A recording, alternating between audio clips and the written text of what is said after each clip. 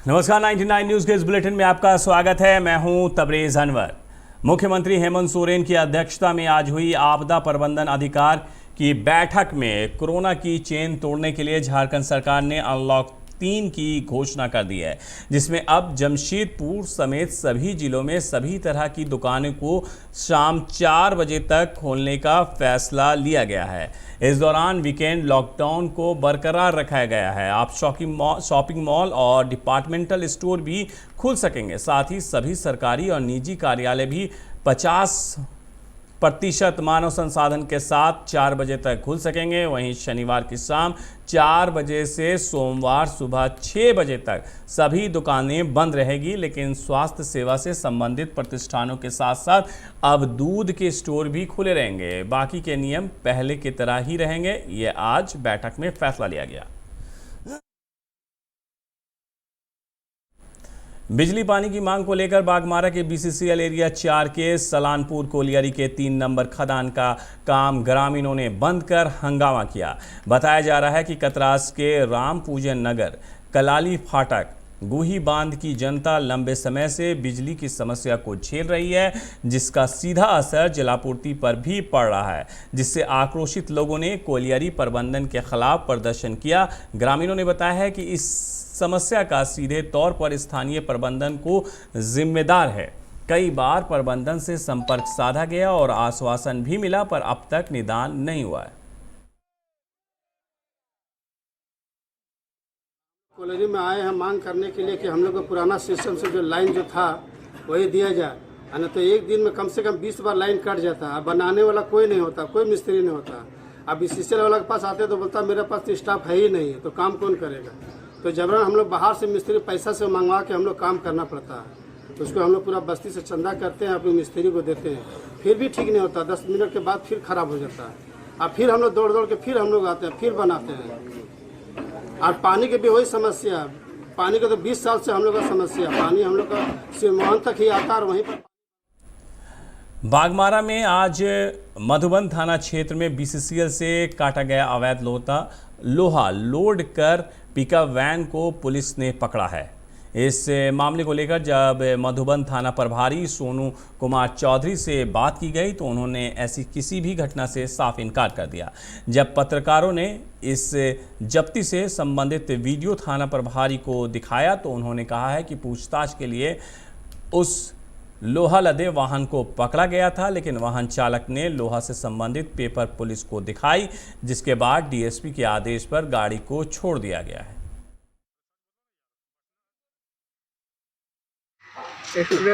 हाँ? कहाँ से लोड किया? कहाँ से लोड किया? हम नहीं लोड किए, हम ड्राइवर हम मिस्त्री काम करने के लिए वो गाड़ी वो हम लेकर आए मिस्त्री को लेकर। कहाँ से आया तुम? हम आए गोपालपुर। हाँ? श्याम डी। किसका माल है? इन्हें मालूम, हम लोग को फोन किया है, हम लोग आए गाड़ी बना। 15 जून 2017 को धनबाद चंद्रपुरा रेलखंड को पीएमओ के एक आदेश पर भूमिगत आग के कारण बताते हुए अनिश्चितकाल के लिए बंद कर दिया गया है। इसलिए कतरास और आसपास की जनता 15 जून को काला दिवस के रूप में मनाती है। इसको लेकर आज कई आंदोलनकारी कतरास स्टेशन पर उपस्थित होकर आज के दिन को काला दिवस के रूप में मना रही है। इसके बाद कोरोना काल में खोए अपने आंदोलनकारी साथी कांग्रेस नेता ओपी लाल और अन्य के लिए प्रार्थना सभा का आयोजन कर उन्हें श्रद्धांजलि भी दी गई। कोयलांचल के लिए 15 जून काला दिवस, क्योंकि आज ही के दिन 14-15 जून की मध्य रात्रि से पीएमओ के फरमान के द्वारा इस क्षेत्र की जनता की 52 ट्रेनें छीन ली गई और बताया गया कि भूगर्भ अग्नि के कारण ट्रेन के परिचालन में यात्री को खतरा है। बाद में गुड्स ट्रेन भी बंद हो गई, सारा ठप हो गया जनजीवन यहाँ का। और आज भी हिंदुस्तान के अवाम का सस्ती कोई सवारी है तो वह ट्रेन है, आम आदमी की कोई सवारी है तो वह ट्रेन है। 52 ट्रेन ये सिर्फ ये कतरास और धनबाद के बीच की ट्रेनें नहीं थी। यहाँ से इलाज कराने के लिए जो जाते थे एलएफपी के द्वारा वेलोर, वह ट्रेन भी उसमें शामिल थी। 52 ट्रेनें में बनांचल भी शामिल थी, डीसी ट्रेन भी शामिल थी। झारसुगड़ा ट्रेन भी शामिल थी, जहां से छोटे छोटे व्यापारी लोग अपने रोजमर्रा के खेत खलिहान की वस्तुओं को ला के यहाँ मार्केटिंग करते थे, बेचते थे। रोजी रोटी का माध्यम था वो। तमाम लोग बेरोजगार हो गए और इस क्षेत्र के व्यापार पर भी इसका प्रतिकूल असर पड़ा। तो लगातार 620 दिन तक अहिंसात्मक आंदोलन के माध्यम से सरकार को घुटने टेकने पर मजबूर कर दिया। जनता मजदूर संघ के संस्थापक और झरिया के पूर्व विधायक के सूर्यदेव सिंह की आज 30वीं पुण्यतिथि है। इस अवसर पर झरिया के कतरास मोड़ स्थित जनता मजदूर संघ कार्यालय में कोरोना के मद्देनजर सादगीपूर्वक कार्यक्रम का आयोजन किया गया, जहां सिंह मेंशन के सदस्यों, सांसद पीएन सिंह, धनबाद विधायक राज सिन्हा समेत कई लोगों ने उनकी तस्वीर पर माल्यार्पण कर श्रद्धांजलि अर्पित की। सूर्यदेव सिंह के छोटे पुत्र और जनता मजदूर संघ के महामंत्री सिद्धार्थ गौतम ने कहा है कि सिंह मेंशन परिवार हमेशा मजदूरों के लिए खड़ा रहा है। जिस प्रकार स्वर्गीय सूर्यदेव सिंह मजदूरों की हक के लिए लड़ाई लड़े और मजदूरों को हक दिलाया, सिंह मेंशन परिवार हमेशा ये कार्य करता रहेगा। वहीं इस दौरान पौधारोपण कर पर्यावरण संरक्षण का भी संदेश दिया गया।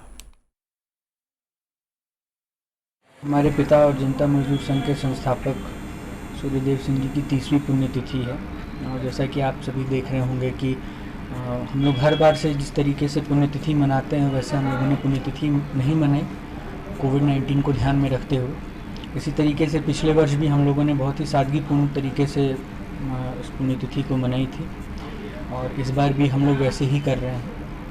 और हम लोगों ने जो पिछले वर्ष हम लोगों ने अपने कार्यकर्ताओं, शुभचिंतकों से अपील की थी कि उनके नाम पर यदि आप एक वृक्ष लगा सकते हैं तो वृक्ष ज़रूर लगाएं, क्योंकि उन्हें प्रकृति से और वृक्ष से बहुत बड़ा लगाव था। देखिए, एक बात मैं आप लोगों से ये कहना चाहता हूँ कि उनकी राजनीति जो है वो मजदूर राजनीति से ही शुरू हुई थी और मजदूरों के बीच में रहकर ही उन्होंने अपनी राजनीति को शुरू किया था और जनता मजदूर संघ की स्थापना उन्होंने की थी। आज इस श्रमिक संगठन को लगभग 44 वर्ष हो गए और 44 वर्ष से निरंतर हम लोग मजदूरों के हक के प्रति अपना जो भी योगदान दे सकते हैं वो दे रहे हैं। इसकी एक वानगी है कि पिछले दिनों कोल इंडिया का एक रिकॉर्ड आया था जिसमें कोयला क्षेत्र में जितनी भी सब्सिडरीज़ हैं उसमें विभिन्न ट्रेड यूनियंस के कितने मेंबर्स हैं उसकी एक डिटेल आई थी। तो उसमें मैं आपको बताना चाहूँगा कि जिस यूनियन से हम लोग एफिलिएटेड हैं यानी HMS, वह कोयला क्षेत्र का सबसे बड़ा यूनियन बनकर उभरा और SECL में हमारे जो HMS के ही एफिलिएटी हैं श्री नाथूलाल पांडे जी, उनकी यूनियन सबसे बड़ी है 18,000 सदस्यों के साथ और दूसरी सबसे बड़ी जो यूनियन है वो जनता मजदूर संघ है 15,292। Comrade A.K. राय की आज 86वीं जयंती है। इस अवसर पर नुनुडू स्थित स्मृति भवन में A.K. राय की प्रतिमा का अनावरण किया गया। चंदन कियारी विधायक, अमर कुमार बावरी, टुंडी विधायक मथुरा प्रसाद महतो, धनबाद के पूर्व मेयर चंद्रशेखर अग्रवाल, सिंदरी के पूर्व विधायक आनंद महतो, नेसा के पूर्व विधायक अरूप चटर्जी समेत जिले के कई गणमान्य लोग इसमें शामिल हुए। सभी नेताओं ने संयुक्त रूप से रायदा की प्रतिमा का अनावरण किया और पुष्प अर्पित कर श्रद्धांजलि दी। इस मौके पर 20,000 गरीबों के लिए भोजन की व्यवस्था की गई थी। साथ ही स्वास्थ्य जांच शिविर भी लगाया गया जिसमें सैकड़ों लोगों ने अपनी स्वास्थ्य जांच कराई। कार्यक्रम में उपस्थित नेताओं ने कॉमरेड A.K. राय के जीवन पर प्रकाश डाला। Comrade A.K. राय अगर चाहते तो अच्छी जीवन व्यतीत कर सकते थे, लेकिन एक अच्छी जीवन छोड़ते हुए उसने सार्वजनिक जीवन में एंट्री की और जनमानस के बीच में, गरीब जनता के बीच में, मजदूरों के बीच में उसने अपनी पूरी जिंदगी बिताई। तो स्वाभाविक बात है, ऐसे व्यक्तित्व को लोग याद रखते हैं और वो हम लोगों के बीच में हमेशा उनकी शहादत जो है वो हमेशा रहेगी और उनकी नीतियाँ, उनके सिद्धांत, उनके दिखाए हुए रास्ते, ये तमाम चीज़ हम लोगों के बीच में हमेशा जिंदा है। इन्होंने अपने जीवन का एक एक क्षण और एक एक कण जिस समाज सेवा में लगाया है और जिस अनुकरणीय लैंग्वेज में उन्होंने अपनी ज़िंदगी को जिया है, निश्चित रूप से सादा जीवन उच्च विचार की जो कहावत है उसको जीते हुए उन्होंने चरितार्थ किया है और उनके जीवन के हर एक मर्म में जितनी भी बड़ी बड़ी बातें हैं उनको उन्होंने जीने का काम किया है और हम सब विचारधारा चाहे जिस विचारधारा से भी आते हों लेकिन उनके बहुत सारे ऐसे मसले हैं जिनके हम लोग कायल हैं और जिस ईमानदारी के साथ राजनीति जैसे क्षेत्र में वो एक जयंती है और जयंती के उपलक्ष्य में हम लोग सारे लोग उपस्थित हुए हैं। राय साहब एक व्यक्ति नहीं, एक विचारधारा और उस विचारधारा को आज के नौजवानों के बीच हम लोग को ले जाना है कि राय साहब का जो विचारधारा था मजदूर किसान दोनों वर्ग को जो है किस रूप से शोषण से मुक्ति दिलाएं इसके लिए सारा जीवन उन्होंने दिया और उसी के तहत आज हम लोग ये प्रयास कर रहे हैं कि कॉमरेड राय साहब का जो जयंती के उपलक्ष्य में कि कम से कम आने वाला जो पीढ़ी है वो कम से कम ये विचार के साथ ले सके क्योंकि हम लोग देखते हैं कि युवा वर्ग आज भटकाव की ओर है तो भटकाव नहीं हो और समाज में सामाजिक और राजनीतिक सभी स्वच्छ राजनीति किए हैं इसलिए इनके नहीं रहने पर और ज़्यादा हम लोग का ये उनके प्रतिमा का भी आज अनावरण किया गया है। इसी जगह पे उन्होंने अपने अंतिम दिनों की यात्रा यहाँ की है।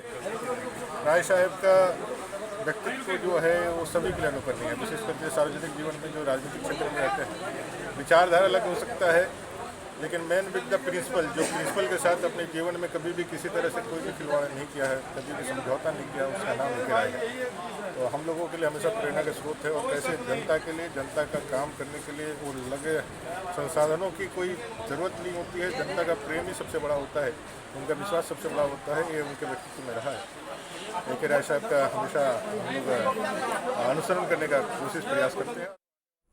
नेसा के दहीबाड़ी मासस कार्यालय में आज हर्षोल्लास के साथ कॉमरेड ए.के. राय की जयंती मनाई गई।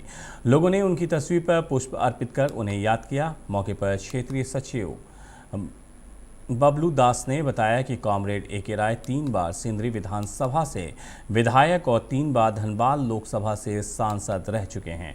राय बाबू कोयलांचल वासियों के मसीहा थे, गरीब, मजदूर और किसानों के आवाज़ थे। कोयलांचल वासी कभी उनको भूल नहीं पाएंगे।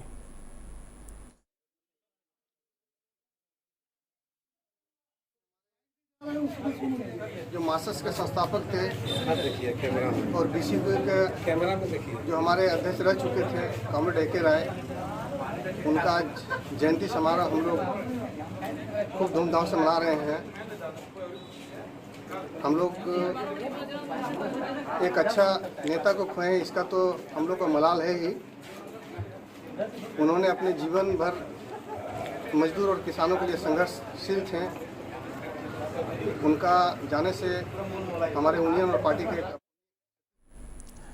धनबाद पुलिस आम जनता का भरोसा जीतने के लिए एक अनोखा पहल की है, जिसके तहत जिले के टाइगर पुलिस के जवानों ने आज विभिन्न थाना क्षेत्रों का भ्रमण कर जनता के बीच भरोसा कायम करने का प्रयास किया। बाइक पर सवार टाइगर जवानों ने डीएसपी राजेश कुमार के नेतृत्व में वरीय पुलिस अधीक्षक असीम विक्रांत मिंज के निर्देश अनुसार जिले के बैंक मोड़, धनबाद, सरायढेला, केंदुआ, झरिया सहित कई थाना क्षेत्र में मार्च किया। ट्रैफिक डीएसपी ने बताया है कि टाइगर जवानों के मार्च का मकसद आम जनता के बीच समन्वय कायम करते हुए पुलिस की उपस्थिति दर्ज कराना है और उनका भरोसा कायम करना है। उन्होंने बताया है कि पुलिस का उद्देश्य अपराधियों के मनोबल को तोड़ने का है और जनता का विश्वास जीतने का है। टाइगर मोबाइल के साथ पूरे शहर के विभिन्न थानाओं में गश्ती की गई। गश्ती के माध्यम से लोगों को यह संदेश दिया गया कि आप निडर होकर घरों से बाहर निकलें, अपना काम करें और साथ ही इसके माध्यम से अपराधियों को भी यह संदेश दिया गया कि धनबाद जिला में आपके लिए कोई जगह नहीं। सर, टाइगर जवानों के सर इससे लोगों में कितना फायदा होगा सर? लोगों में जरूर फायदा होगा। पुलिस का प्रेजेंस शहर में दिखेगा, जिससे लोगों को तो जरूर फायदा होगा। सर, एक पहले क्या है कि शहर के विभिन्न थानाओं में नगर, सरायढेला, बैंक मोड़, झरिया, केंदुआ, धनसार थाना में टाइगर मोबाइल के साथ गश्ती।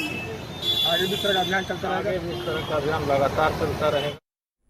मध्य प्रदेश की पुलिस ने झारखंड की राजधानी रांची सहित 3 शहरों में छापेमारी कर 4 साइबर अपराधियों को धर दबोचा है। इनमें से 2 की गिरफ्तारी रांची से, 1 जमशेदपुर, 1 देवघर से की गई है। हालांकि अब तक इस मामले में कुल 6 गिरफ्तारियां हुई हैं। इनमें से 4 झारखंड से और 2 मध्य प्रदेश से हैं।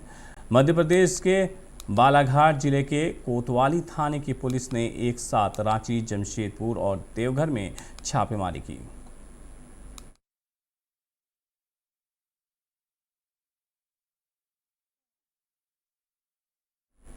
कोरोना संक्रमण की रफ्तार नियंत्रित होते ही इसका डर लोगों के मन से जाने लगा है, लेकिन ब्लैक फंगस का खतरा बढ़ रहा है। इससे झारखंड में अब तक 25 लोगों की मौत हो चुकी है।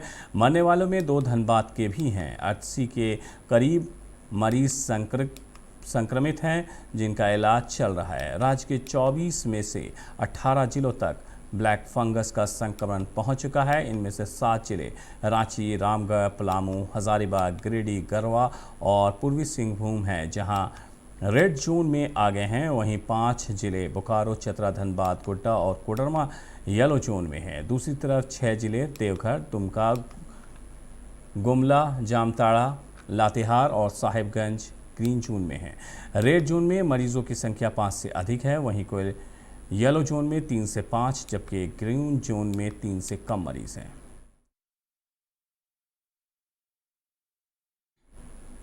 राज्य सरकार ने झारखंड पुलिस के 3 सीनियर आईपीएस अधिकारियों का तबादला कर दिया है, जबकि 1 अधिकारी को अतिरिक्त प्रभारी सौंपा गया है। जारी अधिसूचना के अनुसार एडीजी रेल के पद पर पदस्थापित 1992 बैच के आईपीएस अधिकारी प्रशांत सिंह को एडीजी सीआईडी की नई जिम्मेदारी दी गई है। वहीं एडीजी सीआईडी के पद पर पदस्थापित 1990 बैच के आईपीएस अधिकारी अनिल पाल्टा एडीजी रेल बनाए गए हैं। एडीजी मुख्यालय और अभियान के पद पर पदस्थापित 1992 बैच के आईपीएस अधिकारी आरके मलिक को स्थानांतरित करते हुए उन्हें एडीजी संचार और तकनीकी सेवाएं की जिम्मेदारी दी गई है। इसके अलावा विशेष शाखा के एडीजी मुरारीलाल मीणा को अगले आदेश तक एडीजी मुख्यालय का भी अतिरिक्त प्रभार सौंपा गया है। गिरिडीह जिला परिवहन पदाधिकारी रोहित कुमार सिन्हा ने सोमवार देर रात को पचम्बा इलाके में वाहन जांच अभियान चलाया। इस दौरान चोरी छुपे चल रहे 2 यात्री बसों और ओवरलोडेड 2 ट्रक और 3 हाईवा को पकड़कर चंबा थाने सुपुर्द कर दिया है, जिसके बाद पुलिस आगे की कार्रवाई में जुट गई है। डीटीओ रोहित कुमार सिन्हा ने बताया है कि लगातार सूचना मिल रही थी कि गुजरात के सूरत के लिए बसों का परिचालन हो रहा है। इस जानकारी के बाद खोरी महुआ और जमुआ इलाकों में जांच अभियान चलाकर इन्हें पकड़ा गया।